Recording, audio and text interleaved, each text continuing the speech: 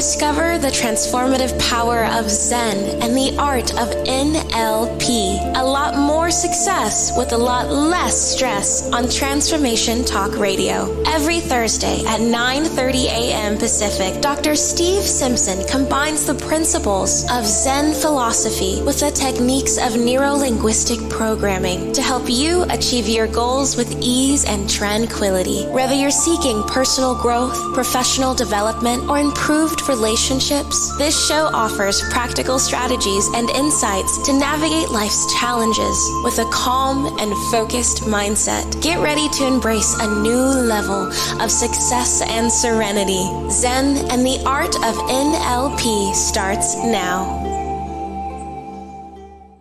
Hello everyone, it certainly does start now today, because one of our greatest gifts is probably the one you never think about. It's your gift of the massive power of your unconscious mind, and this unconscious mind is a very big part of NLP. I'm Dr. Steve Simpson, and you are listening to Zen and the Art of NLP on Transformation Talk Radio. Today's headline topic is the power of your unconscious mind. You'll never walk alone. You certainly won't. Do you know what the author Leo Tolstoy thought about the unconscious mind? He said, or he wrote, "Man lives consciously for himself, but is an unconscious instrument in the attainment of the historic, the universal, the aims of humanity." Do you know what the author Anaïs Nin thought about the unconscious mind? Dreams pass into the reality of action. From the actions stems the dream again, and this interdependence produces the highest form of living. And the last quote for this part of the program. Do you know what the actor Steven Berkoff thought about the unconscious mind? Art is a way of penetrating and going deep into our unconscious, and creating amazing worlds. So many people have said something similar to this. And the source of these three inspirational quotes is from brainyquote.com. Stay with us for the next 30 minutes and let us help you experience that sweet spot of mind, body, and soul to embrace a new level of success and serenity, helping you achieve a lot more success with a lot less stress. Today, you'll learn how to turbocharge the power of your unconscious mind and manifest abundant health, wealth, and happiness in all of their various forms. Because in size and performance, the unconscious mind is vastly more powerful than the conscious mind. The problem is that the conscious mind, particularly the ego, cannot accept its dominance. This is the challenge we will embrace today. Because when embraced, it can be a challenge that can open the doors to enormous benefits. It's a powerful tool for creating new ideas, achieving goals, and improving mental well-being. Please post your questions and comments, and I'll do my best to answer them in the final part of the show. You can also call in live to our live call-in number 1-800-930-2819. Now, if you feel frustrated because you don't seem to achieve what you deserve from life when others do, the chances are that you've forgotten how to connect to your unconscious mind. And step one to fix this is understanding that connecting to your unconscious mind is your default state of mind. Step two is understanding how elite athletes and creatives have used the power of their unconscious minds so that you may too. And step three, the final step, is to learn how to connect to your unconscious mind and release its power. Trust me, this is a lot easier than it might sound. So, as I said, you've forgotten how to connect to your unconscious mind. Step one to fix this is understanding that connecting to your unconscious mind is your default state of mind. Right, well, let me share a few things with you that will hopefully convince you that this is in fact the way it works. And we're going to go back to, you could say, the fathers of modern medical psychology, Freud and Jung. Freud was the senior partner, Jung was the student, but before long, after a few years, Their relationship ended acrimoniously because of a difference of opinion about our unconscious mind. And it would have seemed to be quite a small one, but apparently not. Because Freud believed in the personal unconscious. In other words, all of us have our own unconscious mind, which is shaped, I guess, by inheritance and by life events. Whereas Jung thought the opposite. He said that we have a collective unconscious. That's the term he used. In other words, it's shared with everybody else on the planet. We all have the same, more or less, the same unconscious mind. So what's in the collective unconscious? Well, apparently that's where it's deep down in the brain, and that's apparently where our instincts, our perhaps inherited instincts and reflexes, and our archetypes live. Archetype is a word that was coined by Freud, and it describes certain personality types. We won't go into too much into this today, but we all play different parts at different times, and some people can even play two parts at the same time. Jung wrote his paper in 1916, but he doesn't seem to be in a big rush to present it to anybody. But in 1936, he did, and he presented it at St. Bartholomew's Hospital, which is in the heart of the old part of London, very close to where I used to live. And I used to walk past this place almost daily. And sometimes I'd pop in and have a little snoop around. And in one of his presentations, he said, you'd better be careful what's happening in Germany in 1936. At that time, a lot of the European leaders thought that Hitler was doing a great job reviving the economy and everything else. He said, it's not. He said, this to me is an archetype playing. This goes back to the Roman times and the persecution of the Jews. People goose step marching, people carrying big standards with emblems on the top, symbols on the top, lots of flags, martial music. He said, this man, this is in my words, is going to lead millions of people to their death. And that's sadly what happened. And it also opens the debate about nature versus nurture. Nature versus nurture. This is something that obsesses biologists. Nature is what we inherit. Is that the way that how our personality is formed, or is it nurture? A combination of what we inherit, but also life events. We started to learn more about this in 1953. Watson and Crick, two biologists from Cambridge University, found the double helix, the structure of DNA, which opened up the whole world of genetics and how it is accelerating right now. So Jung's views back in those days of an inherited unconscious don't seem so crazy now. So step 2 is understanding how elite athletes and creatives have used the power of their mind, of their unconscious minds. Now, when I first started studying NLP back in 2007, I was having a career change at that time. I had a bit of a medical problem and couldn't carry on with my emergency response duties as a doctor in challenging locations. And NLP was the right thing for me at the right time because I was fascinated by it. And within 18 months, I'd gone through all of the advanced training and became a trainer myself. So how was I going to use it? Well, if you study NLP, you're like a kid with a hammer. You know, everything's a nail. And at that time, I was very keen on golf and watched a lot of golf on TV and recognized that golf is largely a mental game. And the last people who know this are the golfers who play it. So to cut a long story short, my first client was very successful. Scored 3 holes in one in a matter of just a few months. Now, once in a lifetime is enough for most people, and plenty of really good players have never scored a hole in one ever. Coincidence, you would say? Well, a lot of coincidences have happened in my life, so we might be visiting that. Well, we're certain to visit that in a future program. So I got invited over by one of the top coaches in America to spend a few days with him. And we talked a lot from dawn till dusk and beyond about golfers, tour golf, and the best players and the importance of the mind. And that's where I found myself working for several years and enjoying it immensely. And the players were enjoying it as well.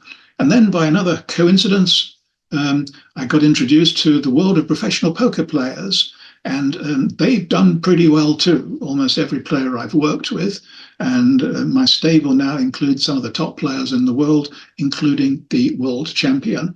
And last time he had a big win was just before Christmas last year, only a few months ago, of over $2 million. So it's a lot of prize money in professional golf. And to end this part of the step, I'm going to share a personal experience, which I call my personal meltdown. It certainly could have been a meltdown. It was avoided at the last minute. But that's when my thinking about the mind and performance and the flow experience catapulted several levels. But it didn't start off very well at all. I was a headline speaker at a conference.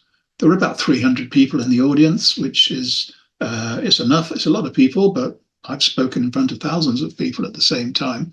And I was sitting in the auditorium waiting to go on stage, about 10 minutes to go. And I suddenly started to feel ill. And I thought there was a real danger I might throw up. What I knew for sure was that I was in no condition to go on the stage. I knew I couldn't let all these people down. Some of the people who were in the audience were people who had supported me and given an awful lot of help on my journey. And I thought, well, what would I normally do? And normally, if something like this happens, I'd go out for a walk, I'd do some deep meditation, and generally speaking, whatever it is goes away, just like so many things in our body. I couldn't do that. And I recalled out of nowhere, or was this actually waiting to burst out because it's just what I needed at the time. In the coffee break in the morning, I'd spoken to a lady that I knew from various other conferences. Our paths had crossed. And she said, I got a book you've got to read. You're going to really like this. Well, the trouble is a lot of people tell me there are books out there that I should read. And, the stack of the books on my desk that I haven't even touched is quite high, let alone writing my own books. But I did listen to what she said. And she said, this is about three principles, the three principles of thought, consciousness, and mind. And we'll talk more about this in another show as well, for certain. But it got me thinking, when by this stage of maybe 3 or 4 minutes to go on stage, and I thought, well, is there anything in these three principles that could help me? And I didn't know enough about it to say yes, but it made me think immediately of Carl Jung and the collective unconscious. And then I saw, yes, that's it. If I can trust the collective unconscious, then all I need is to get on that stage and to trust the wisdom, the universal wisdom that is in this sort of unconscious database. And if I can just devote all my energy to the audience, then that's all I have to do. Now, I didn't know whether this was going to work, but I had nowhere else to look. So I gave it a try. And to cut a long story short, it did work. It was quite a surreal experience, really, because there were speakers in front of me and pointing towards me. There were big speakers to the side and behind. And I could hear my voice coming through these speakers, but it didn't seem to be like me. I was like unaware, really, of what was coming out of my mouth. But I was very aware of every single person in the audience. And from that moment forward, I said, I'm never going to over-prepare stuff. I'm never going to worry about things that probably won't go wrong or might, but might. I'm not going to waste that kind of energy, because if I'm connected to my unconscious mind and something does go wrong, which it always does in life, in that moment, in the now, I will find what it is that I'm looking for. So the message, the takeaway from that is just to trust this thing. It does work. I discuss it with all my players. Anyway, just to remind you, you are listening to Zen and the Art of NLP with me, Dr. Steve Simpson. We're going to take a swift break, but before we do that, take a moment to think about these three questions. What is the one thing that you desire the most? Desire the most. What is the one thing that's stopping you from achieving it? Stopping you from achieving it. You've probably heard these two questions before many times and spent a lot of time thinking about them. The third one, maybe you haven't. And this is actually, I think, well, other people might think as well, is the most important. What's the one thing that you want to share with others? What is the one thing you want to share with others? And when we return, step 3 is to learn how to connect to your unconscious mind and release its massive power, helping you achieve a lot more success with a lot less stress. Stay tuned. We'll be right back.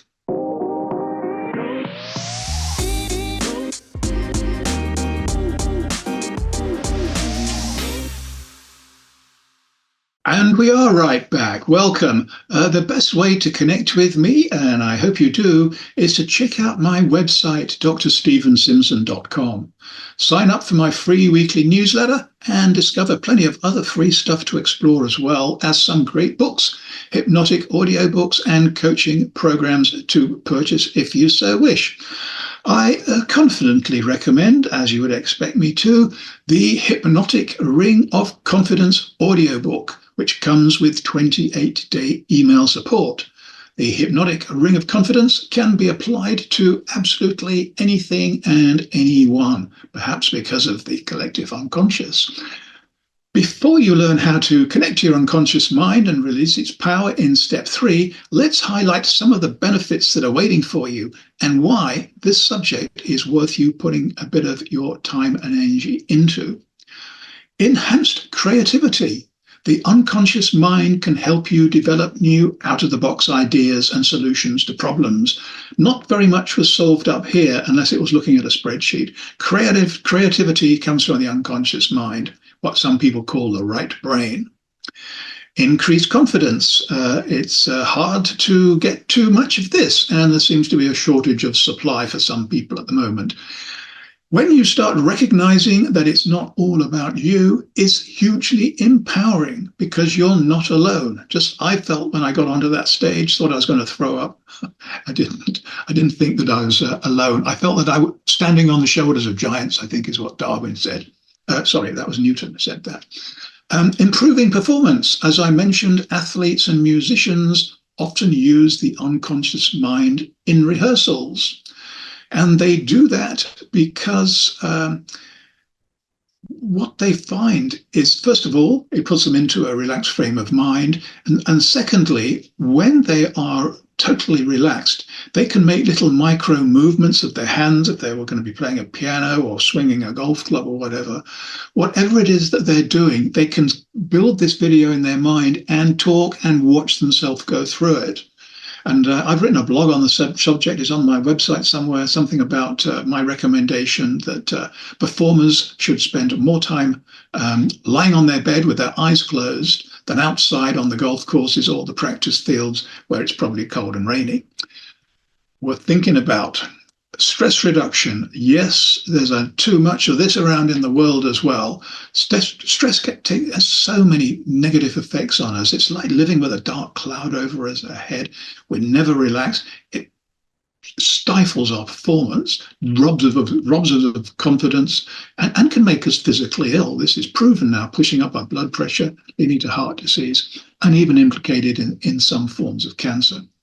But by recognizing that it's not all about you, as I mentioned before, is hugely empowering. You are not alone. Step 3 is to learn how to connect to your unconscious mind and release its massive power, because the objective today is to find the zone faster and stay there longer. Because the truth can speak only in a quiet mind, and yet our minds are usually very far from quiet. The Zen mindset opens the door to our thoughts and feelings, allowing them to break through into the conscious mind and guide our actions. It's like having our own GPS in the background running all the time. And if we're going a bit off course, bing, there'll be a little alert button and push us back on track. Well, that's what we hope. Now, what do I mean by being in the zone? Well, a lot of golfers talk about being in the zone. It's that headspace. It's like living in a bubble. You're aware of noises outside, but it's like you're underwater. You can see other people, but it's all blurry. You're really in your own space doing what you love doing it. And you know you're doing really well because you're not having to think about it. Some of the golfers that when I interview, and they posted a great round, I get to them as soon as they finish and they say, what was different? And they can't tell me. They just felt, I don't know, today I was able to let go. Anyway, what about you now? I'd like you to spend some time, either now or later, and choose your favorite flow experience. Flow is the same as being in the zone. And you can find this zone once you've got your flow experience, what it is you want to work on, by breathing. I know we've probably mentioned this in some of our other programs, and we'll be talking about it again, because there's a lot more to breathing that we're not practicing. We probably were breathing really well as a baby, but now, particularly when we get stressed, we breathe too fast, we breathe too shallow. So breathe a little more slower than normal, a little deeper, more deeper than normal. And try breathing in through a part of your body. Some people breathe in through their heart. They're imagining they're breathing in through their heart. Others, obviously, through their nose. Some people through their eyes. Some people through the top of their head. Some people through their belly. Some people through their feet. It doesn't matter which one you try, but try one or even mix them up. Meditation is very much the same. Meditation starts with breathing, and then there are techniques to empty the mind. It's not complicated. Anybody who gives you a long list of 10 things you have to do, look elsewhere. Meditation is another thing that's our state of mind, even just quieten down a mind. Write down your dreams. Probably you're not very good at remembering them. No, none of us are. But when you get into the habit of writing down your dreams, you'll find you're remembering more of your dreams.